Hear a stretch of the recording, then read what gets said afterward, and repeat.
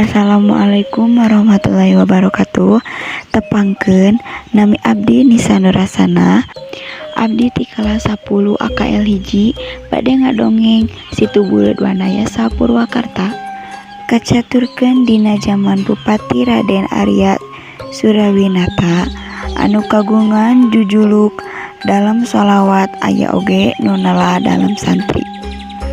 Nu harita jeneng Bupati Kabupaten Purwakarta di Karawang kulantaran Karawang sok mindeng kaacaahan sabab katotop ku Walungan Cikarung.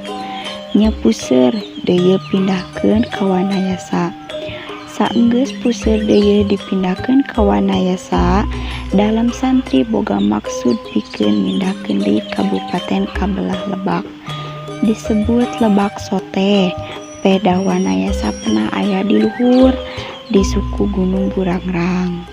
Satuluyuna dalam santri munajat ka Hayang Agung sangkan cita-citana tinekat. Waktu mujasmedi dalam santri menang ilapat. Saenggalna anjeunna ngageruan cetak. Ayeuna mah wadana. Eta wadana dibere pancen pikeun neangan tempat anu pantes. Dijadikeun puseur deui kabupaten.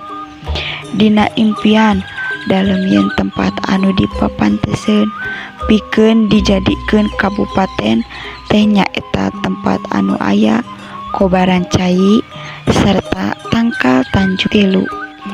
Mamang cetak peuting teh kaula ngimpi ari dina impian teh urang kabehanana aya di hiji tempat anu dipikabetaheun. Tempatna di belah Lebak aya Kobaran Cai jeung Tangkal Tanjung Tilu. Ku kituna ayeuna keneh mamang gerak miang juk-juk eta patempatan.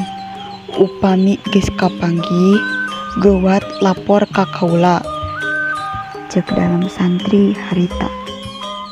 Unjuk samangga kaula nun ayeuna keneh menang sejak permios bade milari eta patempatan.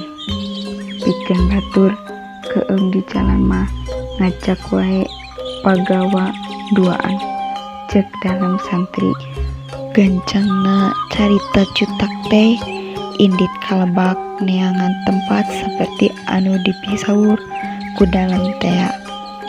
Kaayaan harita masih keneh leuweung geuledegan.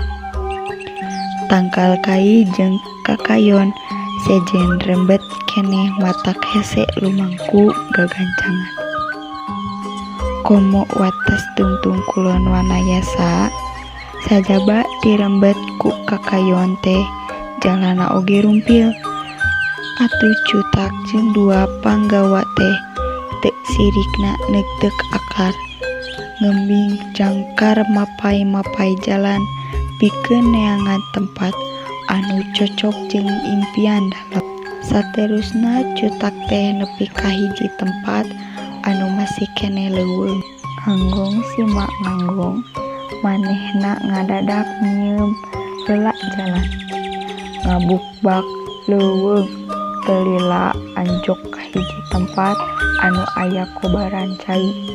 Tempat pangguyangan badak anu jolna disampeureum jeung Cikupai.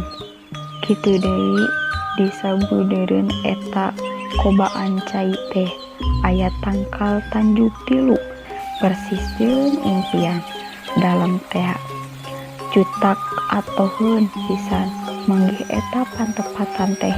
Saterusna manehna ngalaporkeun heula ka eta dalem. Geus kitu mah dalam kalayan dibarengan ku cutak ngajugjuk ka eta patempatan. Sabada dibeberes eta tempat teh dingarananan Sindang Kasih. Sindang Kasih harita eureun heula dikasih tina kecap asih. Jadi Sindang Kasih teh hartina tempat eureun anu pikaresepeun jeung anu pikasihna. Nurutkeun carita harita aya hiji lalaki tukang ngalalana nu ngaranna Purbasari.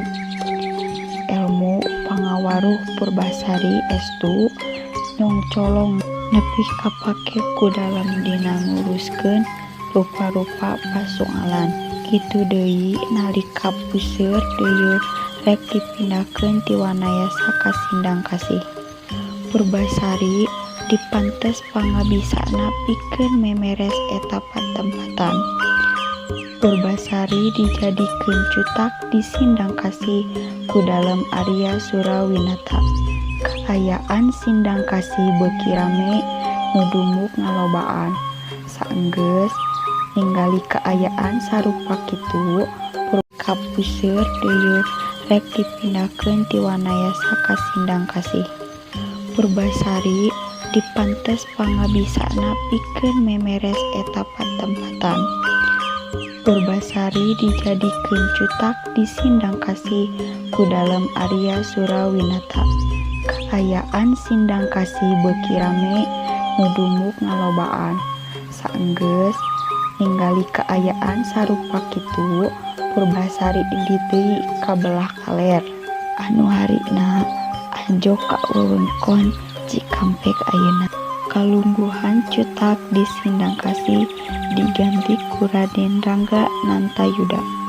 Ari eta panggulungan badak teh ku cutak Raden Rangga Nantayuda satuluyna dibebenah dipapantes dijadikeun hiji situ.